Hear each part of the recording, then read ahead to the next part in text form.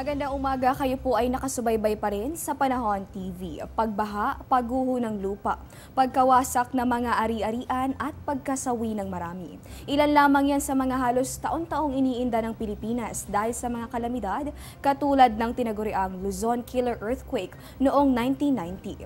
Kaya naman ngayong National Disaster Consciousness Month, naway hindi mawaglit sa ating mga ang kahalagahan nitong wastong paghahanda at kaalaman lalong-lalo na sa mga nagdaang sakuna. Narito po ang aming ulat.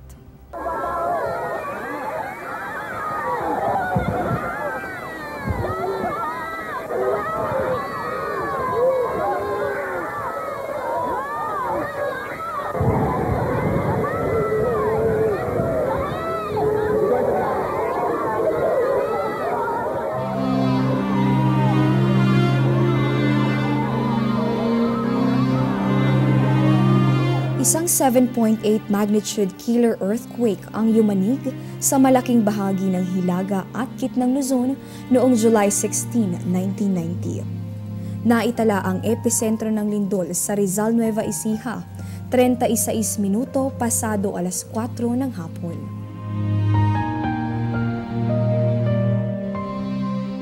Ang kumilos at nag-trigger ng earthquake ay yung Digdig Fault segment ng Philippine Fault Zone. Ang pagkilos niya ay pahalang or horizontal. At yung pagkilos niya na horizontal ay may pinakamalayo around 5.6 meters in distance yung pinakamahabang kilos. At dahil dito, yung lakas ng pag-uga ay intensity 8 sa epicentro ng lindol, doon sa Rizal, Nueva Ecija hanggang ilang bahagi ng Luzon tulad ng Baguio, of course, Nueva Ecija, parts of Pangasinan, La Union, at kung intensity 8 ang pag-uusapan, yun yung pag-uga na hindi nakakatayo ang mga tao.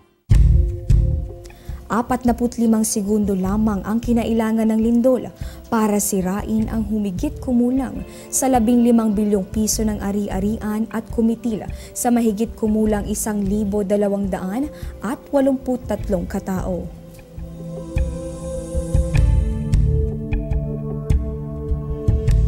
Pinakaapektado ng lindol ang Baguio City kung saan maraming government at commercial buildings, hotels at tahanan ang gumuho. Dito tinatayang nasa 1,000 ang nasawi. Hindi rin nakaligtas ang probinsya ng La Union, Pangasinan, Dagupan at Tarlac.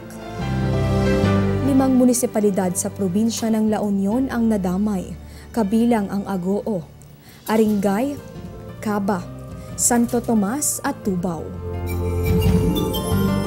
2,387 pamilya naman ang inilikas mula sa Barangay Alaska at Barangay Santo Rosario West sa munisipalidad ng Aringay dahil sa panganib na dulot ng soil liquefaction. Kapag mayroong paglindol at may fault na kumilos at malakihan yung pagkilos ng fault, ang una talagang panganib ay yung pagbitak ng lupa or ground rupture. Ang pagkilos ng fault, posible rin walang pagbitak. Pero basta kumilos yung fault, magpapakawala ito ng enerhiya at mararamdaman natin as ground shaking. Habang malakas ang pag-uga ng lupa, maraming pwedeng mangyari. Sa matatarik na lugar tulad sa Cordillera, sa Baguio area, Benguet area, maraming bumagsak na mga lupa in landslide. Pero doon sa patag at malambot ang lupa, mabuhangin o di kaya ay silt na maraming tubig, yung dating solido na layer ng buhangin na tubig, nung lumilindol ay parang naging likido, parang naging liquid. Kaya ang dating ng pag-uga ng lupa, ang epekto parang naging kumunoy yung lupa. Kaya nga tinawag na liquefaction mula sa salitang liquid. Parang nagiging parang liquid yung lupain habang lumilindol. At ang epekto nito, yung dating mga espasyo sa pagitan ng mga buhangin, kung ang aking dalawang kamao ay butil ng buhangin, yung pagitan niya ay meron tubig. So habang gumagalaw yung lupain, yung mga buhangin, yung tubig sa gitna nito ay nakakaramdam ng mataas na pressure. Kapag pwedeng lumusot pa ibabaw, lalabas yung tubig, magkakaroon ng fountain ng tubig na may kasamang buhangin. Ang lugar na pwedeng ma-liquefy o magkaroon ng liquefaction habang lumilindol ng malakas ay yung lugar na mabuhangin at mababaw ang water table. Ano ba yung mga lugar na yon? Siyempre, ito yung mga madalas bahain. Nagdedeposito ng tubig at buhangin. At kung flat yan at mababa na ang elevation, posibleng magkaroon ng liquefaction kapag lumindol. Ang iniwan sa ating aral ng nagdaang kalamidad sana ang gumising sa natutulog nating kahandaan at pagiging alerto sa mga hindi inaasahang sakuna. Maraming dapat matutunan sa 1990 earthquake.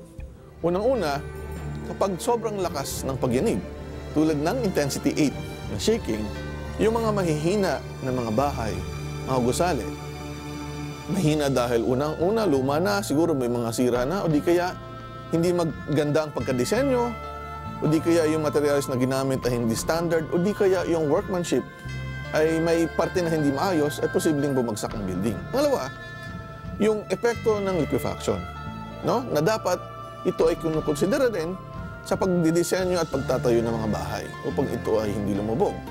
So, yung 1990 Luzon earthquake, wala tayo masyadong ideya kung anong mangyayari sa isang lugar kung nasa lanta ito ng malakas na pagyanig. Pero sa ngayon, pwede na nating ma-imagine, pwede na nating makita anong mangyayari sa isang lugar, sa isang bayan, sa isang syudad, sa isang probinsya, bago pa mangyari yung lindol.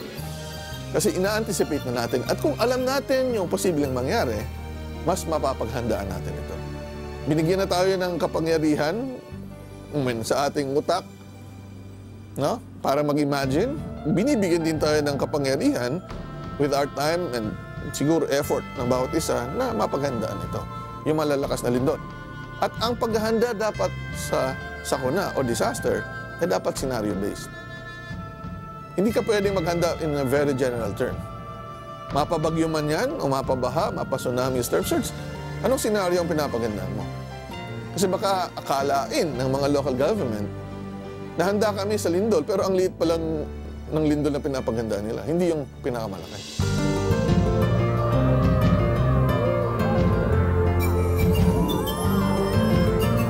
26 na taon na ang lumipas pero bakas pa rin sa alaala ng marami ang dinulot ng pinakamalakas na lindol noong dekada 90. Ngunit hindi nawa ito mapunta sa wala.